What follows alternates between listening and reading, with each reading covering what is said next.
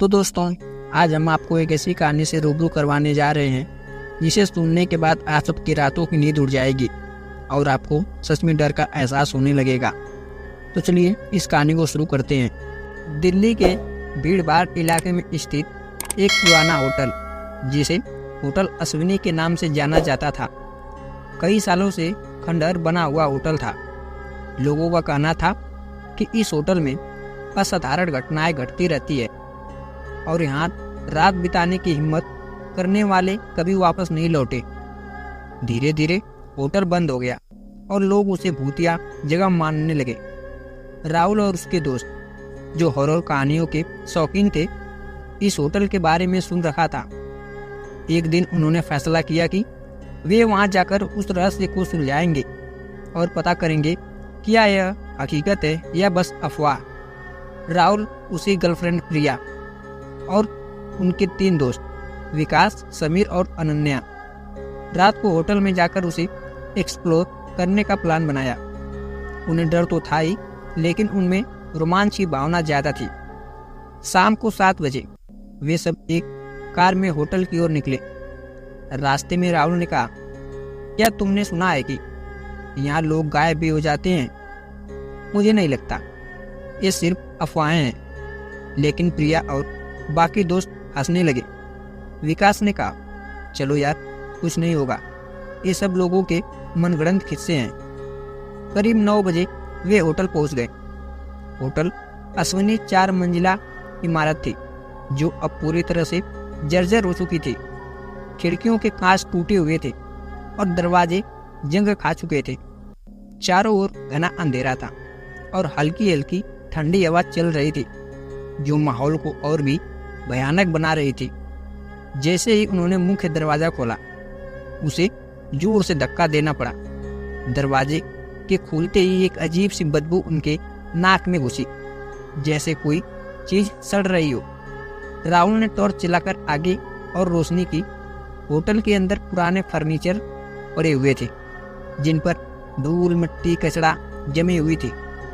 दीवारों पर फटी हुई पेंटिंग लटकी हुई थी, जिनमें से कुछ अब गिरने की कगार पर थी।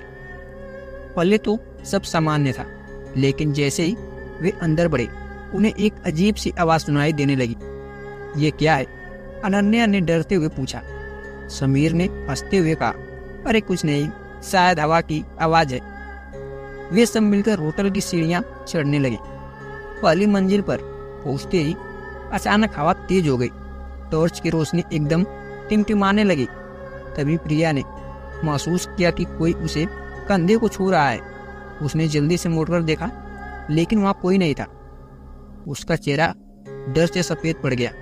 राहुल, मुझे ऐसा लगता है कि किसी ने मुझे छुआ हो, प्रिया ने कांपते हुए और डरती आवाज में बोला। राहुल ने उसे शांत करने की कोशिश की। तुम्हें बम हो रहा है, यहाँ कोई नहीं है। वे सब एक कमरे में पहुंचे, जो कि शायद कभी होटल का सबसे ज्यादा भव्य कमरा हुआ करता था।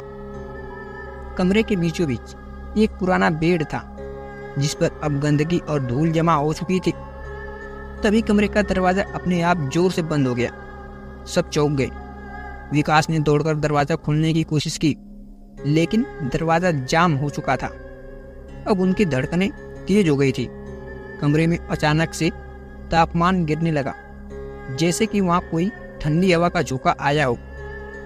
प्रिया ने चिल्लाकर कहा, मुझे यहाँ से बाहर जाना है, मुझे यहाँ से बाहर जाना है। तभी बेड के पास की दीवार पर कुछ उभरने लगा। दीवार पर एक परछाई दिखाई दी, जो धीरे धीरे आकार लेने लगी। वो एक इंसान की आकृति थी, लेकिन उसका चेहरा विकृत और डरावना था। सबके शरीर में कंपकपी दौड़ गई। सबके पैरों तले जमीन खिसक गई। हर किसी के चेहरे पर डर का भाव देखने लगा। राहुल ने अपनी टॉर्च उस पर डाली, लेकिन टॉर्च की रोशनी पड़ते ही वो आकृति अचानक से गायब हो गई। अब सबको समझ आ चुका था कि इस होटल में कुछ तो बेहद भयानक और डरावना हो रहा है। समीर ने चिल्लाकर कहा, हमें यहाँ से अभी निकलना होगा, लेकिन दरवाजा अभी भी जाम हो चुका था।